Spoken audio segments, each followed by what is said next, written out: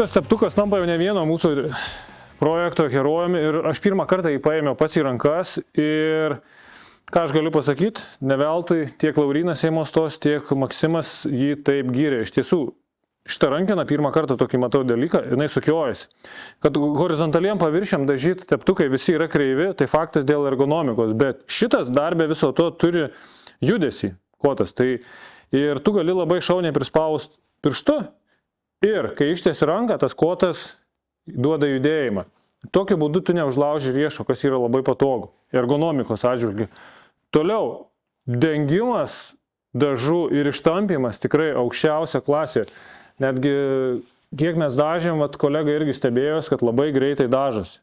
Tai iš principo, kaip prekybos centruose sako, pirk kuo pigesnį vis tiek išmesi. Jo, jeigu jūsų tikslas kuo pigiau padarė darbą ir išmetėt, tada taip, reikia, galima ir pigų. Bet jeigu norit, kad darbas vyktų greitai, kokybiškai, tada investicija į įrankius tai yra, būtinas dalykas.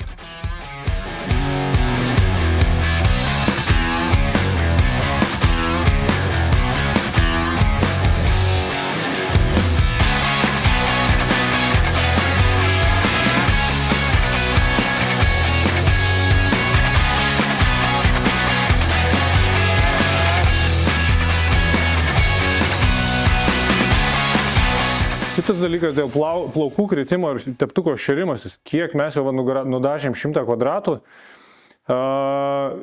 nemačiau, kad būtų iškritęs plaukas. Tai tikrai yra labai retas dalykas. Plus grįžtant dar prie koto, šitas kotas išsiima. Ir tu gali, jeigu kažkur reikia sunkiai prieiti arba dar kažką, gali tiesiog su tokiu dalyku taip dažyti. Irgi nesu matęs tokių dalykų.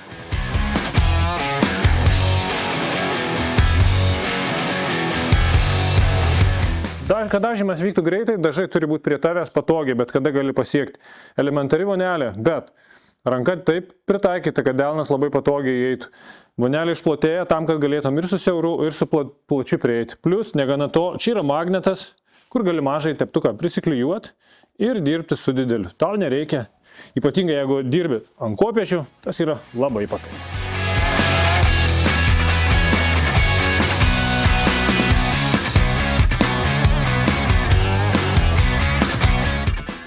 Ką galiu pasakyti apie Osmo dažus? Mes pagrindį dirbdam su Osmo alyvom, tai alyvos mums kaip ir nieko naujo, bet dažai aliejos pagrindu man buvo pirmą kartą, tai labai daug tekę dirbti su vandens pagrindu dažais.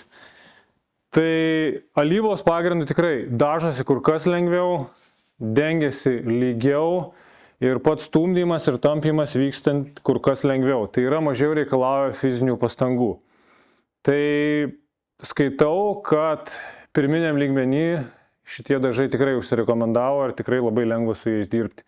Greitai, lengvai dengia ir su mažom pastangom. Aišku, nežinau, ar tai dažai, ar dažai plus teptukas. Bet ko gero tai yra tandemas, nes ne veltui gamintojai visada rekomenduoja ir savo įrankį.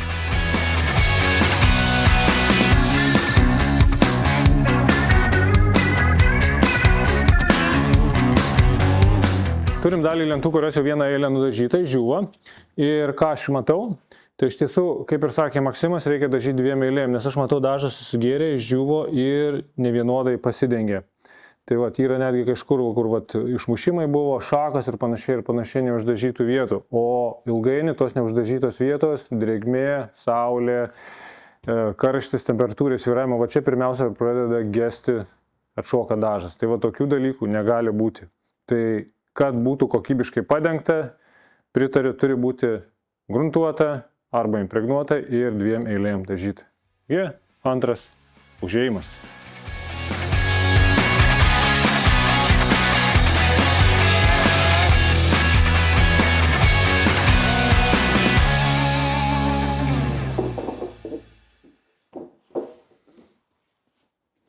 Kas man dar labai patinka, ta dažų konsistencija yra pakankamai tiršta, bet tepasi, kaip ir sakiau, lengvai ir antra eilė įsidėjus jau kelintą eilę įsiskleidžiam, nėra visiškai dažų nubėgimų. Nes, pavyzdžiui, dirbant su vandens pagrindu, dažnai būna šakos kažkokios, ne, kur viską atrodo nubraukė, va čia lyga kažkokios ertmės, kuriuose tie dažai būna. Tu pastatai džiūvimui, iš tų ertmių būna pastoviai nubėgimai.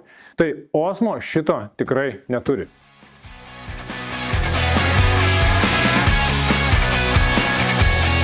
Dar visada būna kyla klausimas, kada geriausia dažyti, tai yra žiūrint iš statybų proceso eigos, ar sumontavus, ar prieš. Tai iš tiesų, kadangi tai yra sudėtingas statinys, aš visada dažau prieš. Prieš montuojant, nusidažai patogiai, nepriklausomai nuo oro sąlygų ir tada garantuotas, kad tu atlikai kokybiškai. Labai dažnai matau važiuodamas pro rajonus, kai pastato nedažytos medienos ir paskui maždaug žmogus nusidažys.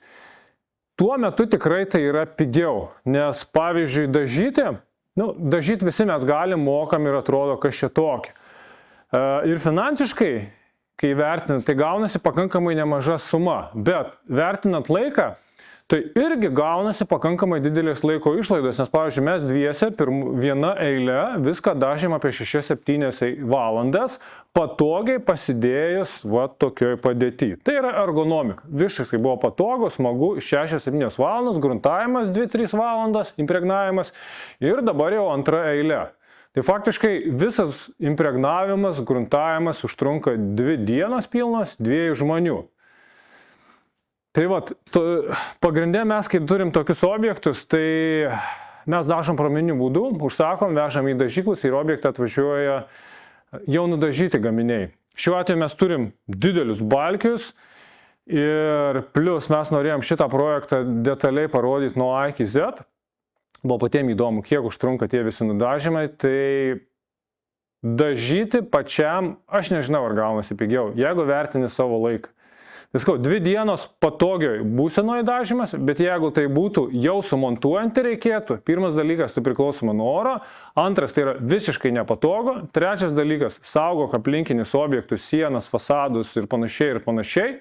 Tai aš manau, kad tas procesas tikrai užtruktų, 5-6 dienos. O jeigu dar vienas pasirūžęs tai padaryti tokį statinį, tai greičiausia nuleistumėt rankas nebaigę tą darbą.